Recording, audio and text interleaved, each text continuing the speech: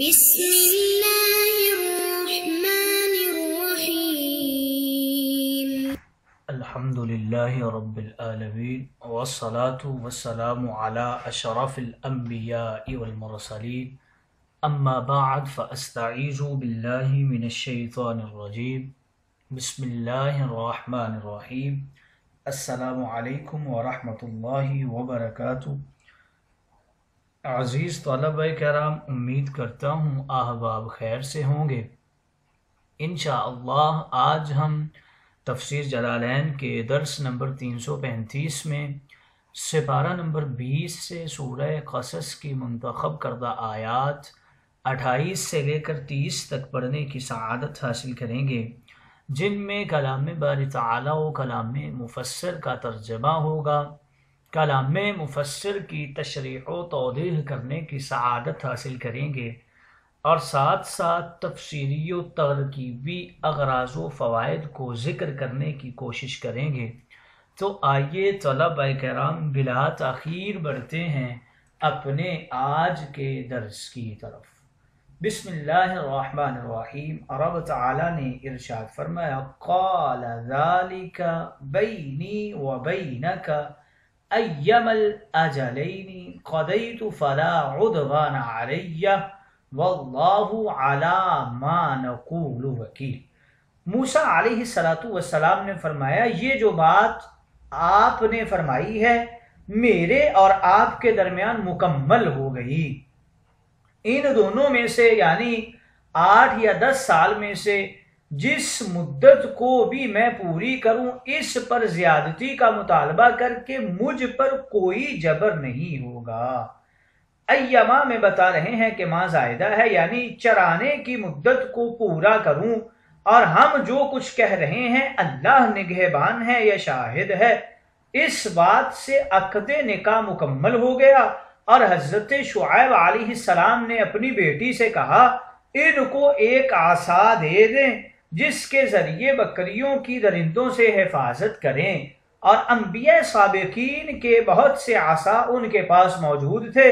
چنانچہ لڑکی کے ہاتھ میں حضرت آدم علیہ السلام کا عصا آ گیا جو جنت کے درخت مورو کا تھا۔ چنانچہ حضرت موسیٰ علیہ السلام نے وہ عصا حضرت شعیب علیہ السلام سے لے لیا۔ فلما قضى موسى الأجل وسار بأهله آنس من جانب الطور نارا۔ چنانچہ جب موسیٰ علیہ السلام نے مدت پوری کر دی، یعنی بکریاں چرائی کی مدت وہ 8 یا 10 سال تھی، اور غالب گمان یہ ہے کہ 10 سال پورے کیے، اور اپنی اہلیہ کو اس کے والد کی اجازت سے مصر کی طرف لے کر روانہ ہو گئے، تو دور سے طور جو کہ ایک پہاڑ کا نام ہے اس کی جانب آگ دیکھی، تو اپنی اہلیہ سے کہا امکثوا، یہاں ٹھہرو، میں نے آگ دیکھی ہے، بہت ممکن ہے کہ میں وہاں سے راستہ کی خبر۔ حال یہ ہے کہ موسیٰ راستہ بھول گئے تھے، کہنے لگے کہ راستہ کی خبر لاؤں گا یا آگ کا ٹکڑا لاؤں گا۔ آگے بتا رہے ہیں جذبہ کے حوالے سے اس کی جیم میں تینوں اعراب جائز ہیں۔ تاکہ تم تاپو یعنی تم سینکو، تا باب افتعال کی تا سے بدلی ہوئی ہے، اور سالی یا بن نار یہ کسرہ لام اور فتح لام سے مشتق ہے۔ پس جب موسیٰ علیہ السلام آگ کے پاس پہنچے تو موسیٰ کو ان کے دائیں جانب وادی کے کنارے سے درخت سے ندا دی گئی، موسیٰ کے لیے مبارک میدان میں۔ ان کے اس میدان میں اللہ کا کلام سننے کی وجہ سے، یعنی وہ میدان موسیٰ کے لیے نہایت مبارک تھا، اس میدان میں ان کو نبوت ملنے اور اللہ سے ہم کلام ہونے کی وجہ سے من الشجرتی اعادہ جار کے ساتھ وادی سے بدل واقع ہو رہا ہے، اس درخت کے اس وادی میں اگنے کی وجہ سے، اور وہ عناب یا امر بیل کی جھاڑی کا درخت تھا۔ ان مفسرہ ہے نہ کہ مخففہ۔ اے موسیٰ یقیناً میں ہی اللہ ہوں، سارے جہانوں کا پروردگار ہوں۔ آئیے طلبہ کرام ترجمہ کے بعد بڑھتے ہیں آج کے درس کی تشریح و توضیح کی طرف۔ اللہ رب العزت نے ارشاد فرمایا، موسیٰ بولے کہ یہ بات میرے اور آپ کے درمیان ہے، میں ان دونوں میں سے جس مدت کو بھی پورا کر دیا تو مجھ سے کوئی زیادتی نہیں ہوگی، اور ہمارے اس معاہدہ پر اللہ نگہبان ہے۔ اس آیت مقدسہ میں عقد نکاح اور عقد اجارہ کا اجمالاً ذکر کیا گیا ہے، اور ان دونوں میں اس کو واقع کرنے کا عزم کیا، اور ان کی شریعت میں عقد نکاح اور عقد اجارہ کے کیا ارکان اور کیا شرائط تھے ان کا ذکر نہیں کیا گیا۔ اس آیت سے ظاہر یہ ہوتا ہے کہ حضرت شعیب نے حضرت موسیٰ علیہ السلام کے سامنے اپنی کسی ایک بیٹی سے نکاح کی پیشکش کی، نہ یہ کہ بالفعل ان کے ساتھ بیٹی کا نکاح کیا تھا اور اس کو نکاح واقع کر دیا۔ اور جو لوگ اس بات کے قائل ہیں کہ حضرت شعیب نے اپنی کسی بیٹی کا حضرت موسیٰ سے نکاح کر دیا تھا، انہوں نے بھی یقین کے ساتھ اس نکاح کو ان کی شریعت کے مطابق منعقد کرنے کی کیفیت کو بیان نہیں کیا۔ ایک قول یہ ہے کہ معین لڑکی صفورہ کے ساتھ ایک معین مہر کے عوض یہ نکاح کر دیا گیا تھا، اور وہ مہر اس مذکورہ 8 سال اجرت پر کام کرنے کے علاوہ تھا، اور اس اجرت کا ذکر باہمی معاہدہ کے طور پر کیا گیا تھا، نہ کہ اس نکاح کو منعقد کرنے کے طریقہ پر۔ گویا حضرت شعیب علیہ السلام نے یوں کہا کہ میرا ارادہ ہے میں اپنی 2 بیٹیوں میں سے ایک کا مہر معین کے عوض تمہارے ساتھ نکاح کر دوں، اور جب کہ تم اجرت مقررہ کے عوض 8 سال میرے پاس کام کرو، اب بتاؤ تمہاری اس بارے میں کیا رائے ہے؟ تو موسیٰ راضی ہو گئے، اور پھر حضرت شعیب نے ایک معین لڑکی کے ساتھ ان کا نکاح کر دیا، لہٰذا اب یہ اعتراض وارد نہیں ہوتا کہ اس آیت میں لڑکی کے باپ کے لیے خدمت کرنے کا ذکر ہے، نہ کہ لڑکی کے لیے، تو اس کو مہر قرار دینا صحیح نہیں۔ اور ایک قول یہ ہے کہ شریعتیں مختلف ہوتی ہیں، ہو سکتا ہے حضرت شعیب کی شریعت میں غیر معین لڑکی کے ساتھ نکاح کرنا صحیح ہو، اور تعیین کا حق لڑکی کے ولی یا شوہر کو حاصل ہو، اور یہ بھی ہو سکتا ہے کہ ان کی شریعت میں لڑکی کے ولی کی خدمت کرنے کو لڑکی کا مہر قرار دینا درست ہو۔ یہ دونوں چیزیں ہماری شریعت میں جائز نہیں ہیں۔ حضرت موسیٰ علیہ السلام کو عصا دیے جانے کا ذکر ہے کہ حضرت شعیب نے حضرت موسیٰ سے کہا وہ 8 سال اجرت پر ان کے پاس کام کریں۔ یہ ذکر نہیں کیا کہ وہ حضرت موسیٰ سے کیا کام لیں گے اور ان کو کیا اجرت دیں گے۔ اس طرح یہ بھی ذکر نہیں کیا کہ وہ کس بیٹی کا کتنے مہر کے عوض حضرت موسیٰ سے نکاح کریں گے۔ حضرت شعیب اور حضرت موسیٰ کا اجارہ اور عقد کے متعلق جو کلام ذکر کیا گیا ہے، اس میں چیز کا اجمالی بیان ہے جس کا ان دونوں نے عزم اور ارادہ کر لیا تھا، اور اس میں یہ ذکر نہیں ہے کہ ان کی شریعت میں عقد اجارہ اور عقد نکاح کے کیا شرائط و ارکان ہیں۔ روایت ہے کہ جب یہ عقد منعقد ہوا تو حضرت شعیب نے حضرت موسیٰ سے کہا آپ گھر میں جائیں، وہاں پر جو لاٹھیاں رکھی ہوئی ہیں آپ ان میں سے کوئی لاٹھی لے لیں۔ حضرت شعیب کے پاس انبیاء علیہ السلام کی لاٹھیاں تھیں، تو حضرت موسیٰ نے وہ لاٹھی اٹھا لی جو حضرت آدم علیہ السلام کی تھی، جس کو وہ جنت سے لائے تھے۔ حضرت شعیب نابینا ہو چکے تھے، انہوں نے لاٹھی کو چھو کر دیکھا تو پہچان لیا کہ یہ آدم کی لاٹھی ہے۔ انہوں نے موسیٰ سے کہا آپ کوئی اور لاٹھی لے لے، لیکن ہر بار حضرت موسیٰ کے ہاتھ میں یہی لاٹھی آئی، تو حضرت شعیب نے جان لیا کہ موسیٰ کوئی عام شخص نہیں ہے۔ آگے اللہ رب العزت نے ارشاد فرمایا فَلَمَّا قَضَى مُوسَى الْأَجَلَ وَسَارَ بِأَهْلِهِ آنَسَ مِنْ جَانِبِ الطُّورِ نَارًا، پھر جب موسیٰ نے اجارہ کی میعاد پوری کر دی اور اپنی اہلیہ کے ساتھ روانہ ہوئے تو انہوں نے طور کی جانب ایک آگ دیکھی۔ انہوں نے اپنی اہلیہ سے کہا تم لوگ یہاں ٹھہرو، میں نے آگ دیکھی ہے، شاید میں اس کی کوئی خبر لاؤں یا آگ کا کوئی انگارہ لاؤں جس سے تم ہاتھ تاپ لو۔ حضرت موسیٰ نے اجارہ کی جب مدت پوری کی اور اپنی اہلیہ کے ساتھ روانہ ہو گئے، حضرت موسیٰ نے زیادہ مدت پوری کی تھی یعنی 10 سال، اور حضرت شعیب نے اپنی چھوٹی بیٹی صفورہ کا حضرت موسیٰ کے ساتھ نکاح کر دیا تھا۔ حافظ ابن عساکر نے بھی اسی حدیث کو روایت کیا ہے۔ حضرت موسیٰ اپنی اہلیہ کو مدین سے لے کر مصر روانہ ہوئے۔ اس سے معلوم ہوا کہ شوہر کو اختیار ہے وہ اپنی بیوی کو اس کے گھر سے جہاں چاہے لے جائے۔ حضرت موسیٰ علیہ السلام نے پہاڑ طور کی جانب ایک آگ دیکھی۔ وہ صحرا میں ایک اندھیری اور سرد رات تھی، سخت تیز ہوا چل رہی تھی، ان کی بکریاں ادھر ادھر منتشر ہو گئی تھیں، پھر بارشیں بھی شروع ہو گئی۔ ایسے میں ان کو دور سے آگ نظر آئی اور حضرت موسیٰ اپنی منزل کا رستہ بھول چکے تھے۔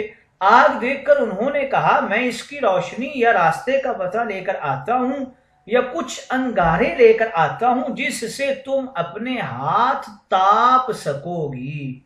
پھر جب موسیٰ آگ کے پاس پہنچے تو اس وادی کے کنارے پر برکت والی زمین کے ٹکڑے سے ندا کی گئی، انی انا اللہ رب العالمین، اے موسیٰ میں اللہ ہوں، تمام جہانوں کے پالنے والا ہوں۔ حضرت موسیٰ نے جو اللہ تعالیٰ کا کلام سنا، اس میں ہمارے دو مذہب ہیں۔ امام ابو منصور ماتوریدی، ائمہ وراء النہر اور علماء وسط ایشیا کی ریاستوں میں رہنے والے، ان کا مذہب یہ ہے کہ اللہ تعالیٰ کا کلام قدیم ہے، اس کی ذات کے ساتھ قائم ہے، وہ نہیں سنائی دیا، اور جو سنائی دیا وہ آواز اور حروف تھے جن کو اللہ نے درخت میں پیدا کر دیا تھا، اور اسی آواز اور حروف کو موسیٰ نے سنا تھا۔ دوسرا مذہب اس میں امام ابو الحسن اشعری کا ہے۔ انہوں نے کہا کہ یہ اللہ تعالیٰ کا کلام قدیم حرف اور آواز نہیں ہے، اس کا سنائی دینا ممکن ہے، جس طرح اللہ جسم اور عرض نہیں ہے، اس کا دکھائی دینا ممکن ہے۔ پس جب وہ بغیر رنگ کے کسی کو دکھائی دے سکتا ہے تو بغیر آواز کے اس کے کلام کو بھی سنا جا سکتا ہے، اور حضرت موسیٰ نے اللہ تعالیٰ کا کلام اللہ سے ہی سنا تھا، درخت سے نہیں سنا تھا۔ اہل سنت کی دلیل یہ ہے کہ انی انا اللہ رب العالمین کا محل، رب العالمین کا محل اگر درخت ہو تو لازم آئے گا کہ درخت نے یہ کہا ہو کہ وہ اللہ ہے۔ امام راضی سے ایک روایت منقول ہے کہ ابلیس نے حضرت موسیٰ سے پوچھا آپ نے یہ کیسے جان لیا کہ یہ اللہ کا کلام ہے؟ تو حضرت موسیٰ نے فرمایا میں نے یہ کلام اپنے جسم کے تمام اجزاء سے سنا تھا۔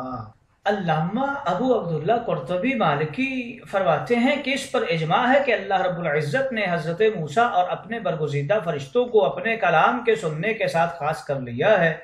ابو اسحاق کہتے ہیں کہ اہل حق کا اس پر اتفاق ہے کہ اللہ نے حضرت موسیٰ میں ایک ایسی صفت پیدا کر دی تھی جس سے انہوں نے اللہ کا کلام سن لیا اور اس کا ادراک کر لیا۔ اور ہمارے نبی کریم کے متعلق اختلاف ہے کہ آپ نے شب معراج اللہ کا کلام سنا ہے یا نہیں، اور آیا جبریل نے اللہ تعالیٰ کا کلام سنا ہے یا نہیں۔ اس کے متعلق دو قول ہیں، اور اس کے ثبوت کا ایک طریقہ تواتر سے نقل ہونا ہے اور یہ مفقود ہے۔ علامہ قرطبی لکھتے ہیں کہ عبداللہ بن سعد بن کلاب نے یہ کہا ہے کہ حضرت موسیٰ نے اللہ تعالیٰ کے کلام قدیم کو ان آوازوں سے سنا جن کو اللہ نے بعض اجسام میں پیدا کر دیا تھا۔ ابو المعالی نے کہا یہ قول مردود ہے، بلکہ حضرت موسیٰ نے بطور خلاف عادت اللہ تعالیٰ کا کلام سنا اور یہ ان کے ساتھ ہی مخصوص ہے۔ اگر یہ بات نہ ہو تو اللہ تعالیٰ کے حضرت موسیٰ کے ساتھ ہم کلام ہونے کا کوئی معنی نہیں ہے۔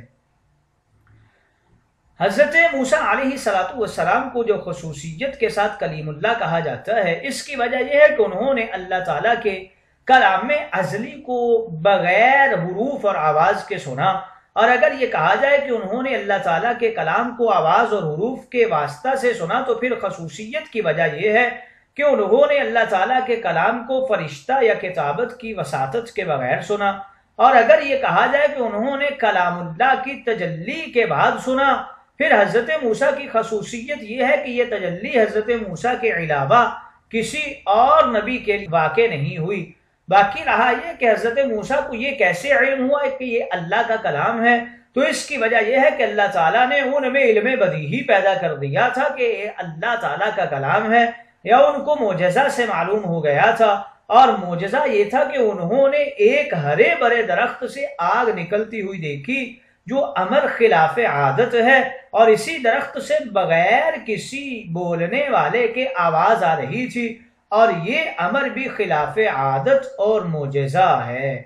ہر چند کے حوالے نبی کریم نے بھی اللہ تعالیٰ کے کلام ازلی کو بغیر حرف اور آواز کے سنا ہے، اور فرشتہ اور کتاب کی وساطت کے بغیر آپ نے اللہ کے کلام کو سنا ہے اور اللہ کی تجلی میں بھی سنا ہے۔ اس کے باوجود حضرت موسیٰ کی خصوصیت کے ساتھ ان کو کلیم اللہ اس لیے کہا جاتا ہے کہ اس دنیا میں حضرت موسیٰ کی نبوت کا ظہور ہمارے نبی کریم سے پہلے ہوا، اور انہوں نے اللہ تعالیٰ کا کلام آپ سے پہلے سنا۔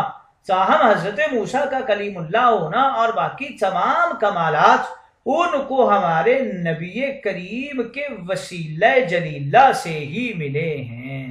بعض روایات میں یہ ہے کہ جب حضرت موسیٰ نے رب کے ساتھ کلام کر لیا تو کوئی شخص ان کی طرف دیکھنے کی طاقت نہیں رکھتا تھا، کیونکہ ان کے چہرے کو نور نے ڈھانپ رکھا تھا۔ اس لیے انہوں نے زندگی بھر اپنے چہرے پر نقاب ڈالے رکھی۔ ایک دن ان کی زوجہ نے کہا، جب سے آپ نے رب سے کلام کیا ہے میں نے آپ کا چہرہ نہیں دیکھا۔ حضرت موسیٰ نے چہرے سے نقاب ہٹائی تو ان کے چہرے سے سورج کی طرح شعاعیں نکل رہی تھی۔